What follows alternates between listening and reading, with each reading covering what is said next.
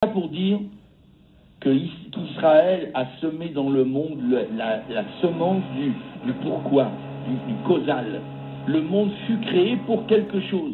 Et ce quelque chose, il a été mis dans Israël et dans la Torah. Ils font marcher le monde suivant une direction parce qu'ils ont compris que le monde a été créé pour une direction.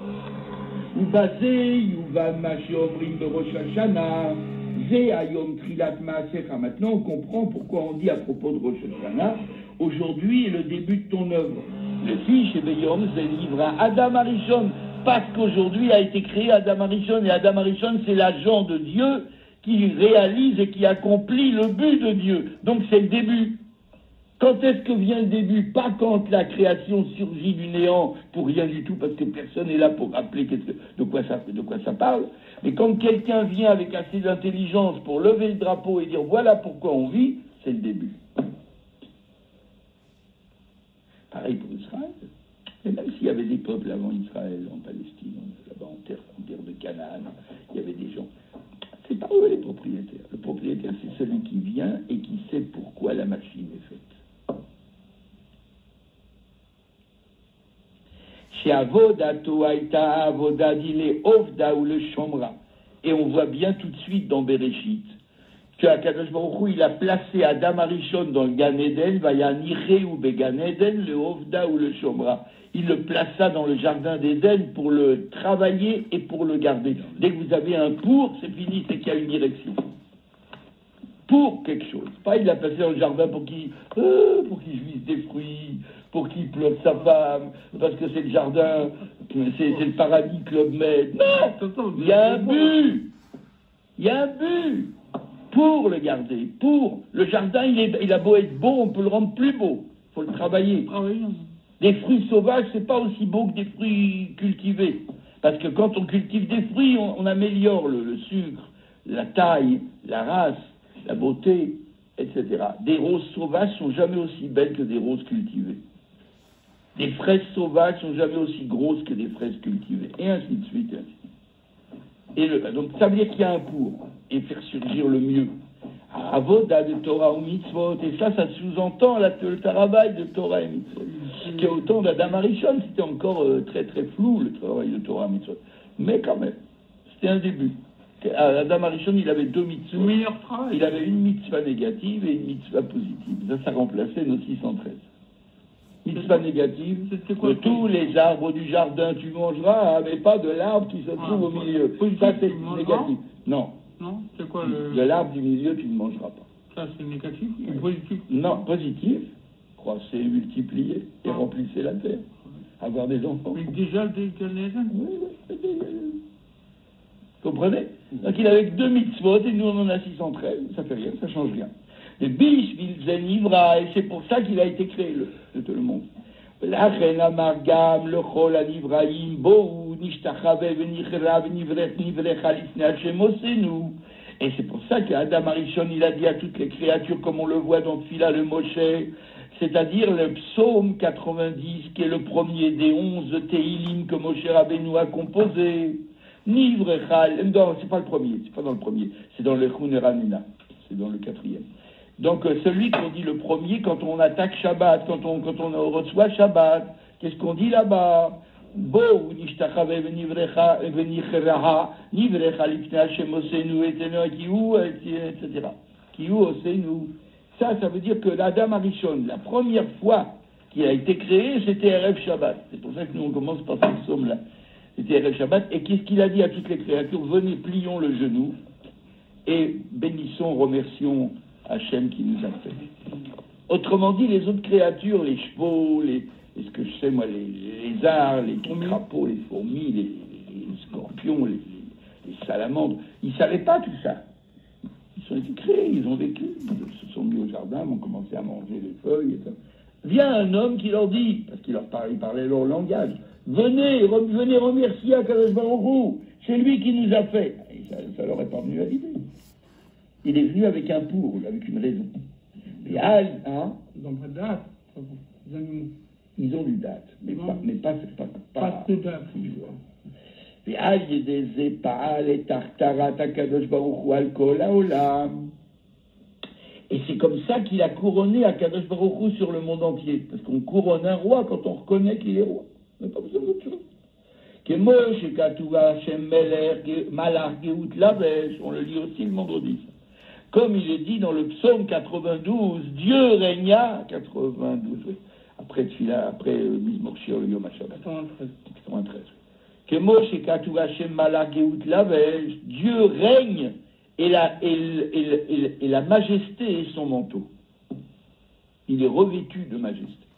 Qui me sous par Béaroucha et Pirkei de Rabbi Eliezer, comme il le rappelle dans les Pirkei de Rabbi Eliezer. Il faut rappeler que Rabbi Eliezer, il a écrit à son tour, parallèlement aux autres Rachamim, un Pirkei Avot aussi, un Masechet Avot aussi. Ça s'appelle Pirkei de Rabbi Eliezer. On ne l'a pas choisi pour être étudié dans la Mishnah. C'est considéré comme une braïta. De la même façon, il y a aussi les Avot de Rabbi Nathan. Il y avait un autre Tana qui s'appelait Rabbi Nathan, il a aussi fait un Pirkei Avot comme ça, un recueil de maximes morales. Ça n'a pas non plus été choisi, mais c'est étudié comme Midrash. Avot. Qu'est-ce qu'il y a écrit là-bas? Ce qu'on vient de dire ici. Que l'homme, il a apporté la couronne à Akadosh Baruch Hu en reconnaissant sa royauté, son autorité. Et par conséquent, Mouvan, on comprend, chez Yom Zeh ou Trilat Maaser, maintenant je comprends que c'est le début de son œuvre. Chez Aré Bishvil Zeh, Bishvil Yom Zeh, Nivra Kol Haolam Kula, parce que c'est pour arriver à ce jour que le monde fut créé. Le monde fut créé pour arriver à un jour où la créature, elle dit merci à Kadosh Baruch Hu, c'est le roi Léon. Merci, c'est toi qui nous as créés, c'est ton droit. Dès qu'elle commence à manifester de la reconnaissance, il y a, ça y est, je suis payé de mes efforts. C'est ça que je voulais.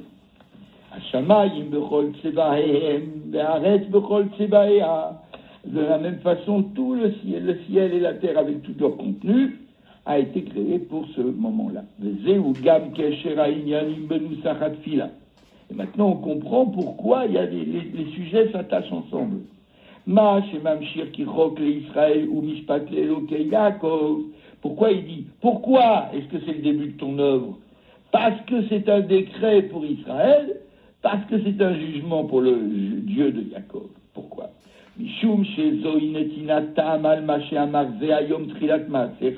Parce que c'est une raison, le mot qui veut dire qu'il y a une raison, qui rock. Parce que c'est une raison qu'on donne au début d'appeler ce jour le début de ton œuvre. Pourquoi? Étant donné que la création du monde a été faite, maintenant on vient de le dégager, pour Israël et pour la Torah, maintenant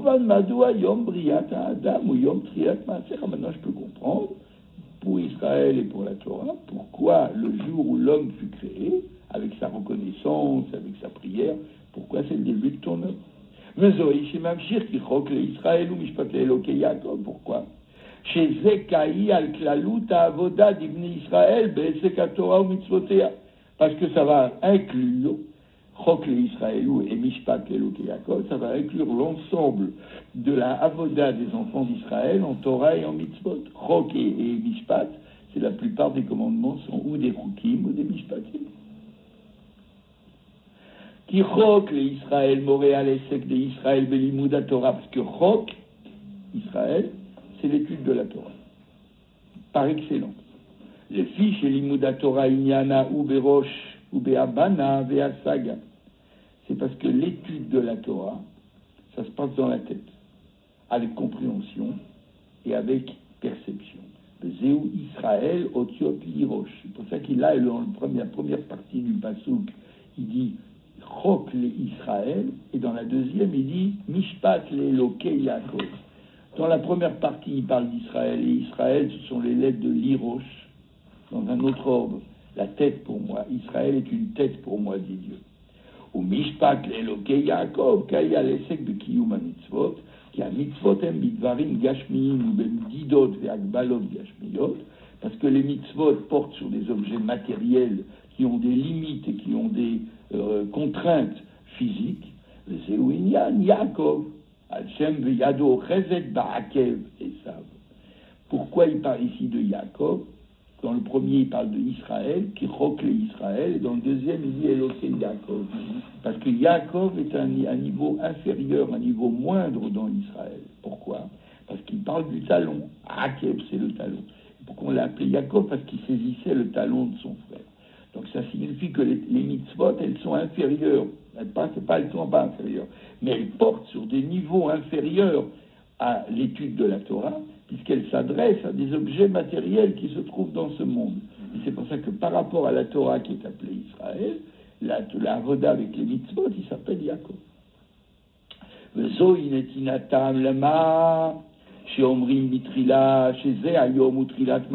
Maintenant on comprend pourquoi ça, avoda de Torah et mitzvot, c'est la raison, c'est un tam, une raison, une cause. Pourquoi il est dit au début, c'est le début de ton œuvre. Le fiche et kol maaserako, la briakula shenikret maaserak. C'est-à-dire, toute ton œuvre est appelée le début de ton œuvre, tes œuvres. Qui a chez Nivraha al-yedé asarama amarot, bien que l'ensemble du travail a été fait, tout l'ensemble du monde a été fait avec 10 paroles, pas plus. Avec Ibo, chez la Kadosh Baruch Hu, Chashiv Maase. Ah, c'est pas comme ça qu'il fallait traduire. Étant donné que le monde a été créé par des paroles et pas par des œuvres, c'est pour ça qu'on dit c'est le début de tes œuvres. Or, Akadosh Baruch Hu, il n'a pas fait des œuvres en actes, il a fait des paroles. Mais les paroles sont considérées auprès de Dieu comme des œuvres pour nous. Et quand Akadosh Baruch Hu parle, pour nous, c'est comme des actions. Voilà. C'est pour ça que dans la halakha, la parole a presque une valeur d'acte. C'est-à-dire que, par exemple, une tefila avec kavana dans laquelle il n'y a pas des paroles, elle n'a aucun sens. Elle n'est pas comptée.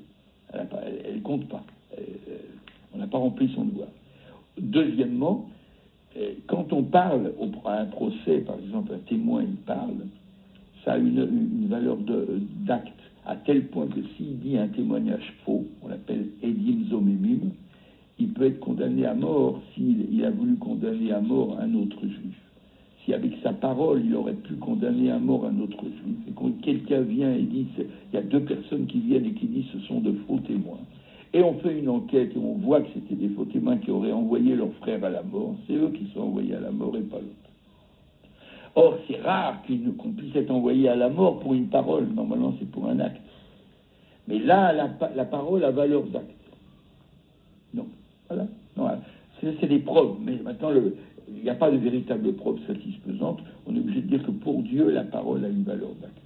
C'est la raison aussi pour laquelle Shabbat, le Daber Davar, on ne peut pas parler des paroles profanes.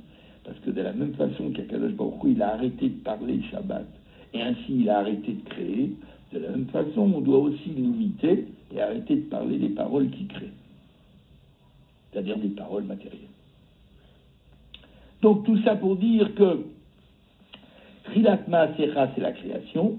La raison pour laquelle la création a été créée, c'est qu'il rocle Israël ou Mishpat Eloke Yaakov, Torah et Mitzvot. Nivre ou Bishvil Israël, mais Bishvil la Torah. Voilà. Maintenant, on va continuer un tout petit peu, si vous voulez. J'étais en retard un peu aujourd'hui. Non, pas du tout. J'ai l'impression. Ça m'a fait. Non, j'ai prévenu. Sinon, Ratot, c'est à 1h49, non? Hein? Ratot, c'est à 1h49. Non, j'ai pas fait. 1h49, je crois, après. Non, pas tant. Si, il a raison. Il a le temps. Non. C'est vrai que j'ai 13h49. Mais à 49, je dois être déjà à la Hamida. Oui, Ah. Alors, ça va. Vous voulez me faire quoi? Vous voulez me faire un péché? C'est à la faute, toi. Si je commence au doux maintenant, je serai difficilement à 49 c'est même pas 49, c'est 42. Non, c'est 49, vous avez raison. C'est 47 vendredi prochain. Oui, c'est 49. On peut faire un petit bout. Un petit bout. Il en va de même, si c'est valable pour le premier Rosh Hashanah de la création de l'homme qui a été considéré comme Trilat Maasecha. Il en va de même avec tout Rosh Hashanah, chez Az aussi, Metkol HaCheshbon, chez l'Avodat Hashanah. Qu'est-ce qu'on fait à chaque Rosh Hashanah? On fait le compte, c'est-à-dire l'examen de conscience, le calcul de tout le bilan. Voilà, je vais chercher le mot. Le bilan de tout ce qu'on a fait dans l'année. De Shana She'avra, l'année passée. De Torah ou Mitzvot, en matière de Torah.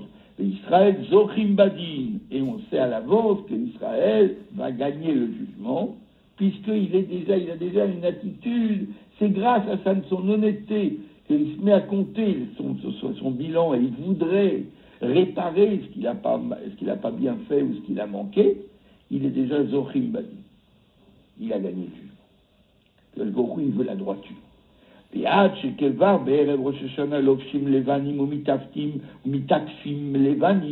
Comme il dit dans le Shulchan Aruch et comme il disait avant dans Rambam. C'est la raison pour laquelle la veille de Rosh Hashanah, déjà, les gens s'habillent en blanc. À l'époque, c'était comme ça. Et ils se couvraient avec du blanc. Ou megalchim sa'aram, ils se coupent bien les cheveux. Ou mechatrim siponem, ils se coupent bien les ongles. Kedeita bemedrash, à la pasouk, ou migoy gadol. Pourquoi? Parce qu'ils sont sûrs qu'ils vont gagner le jugement, alors ils se présentent beaux comme quelqu'un qui va gagner. Quelqu'un qui va gagner, c'est pas beau qu'il soit dégoûtant quand il reçoit un verdict favorable. S'il reçoit un verdict pas favorable, c'est pas grave, qu'il soit poilu, qu'il soit chevelu, qu'il soit sale. Mais là, ils se mettent propres parce qu'ils vont recevoir un beau jugement. Eizo uma ke umazo sheyodat ofiya shel Elokim. Est-ce qu'on rencontre déjà un peuple comme ça qui est sûr et confiant de l'opinion d'Akadosh Baruch, l'opinion de Dieu?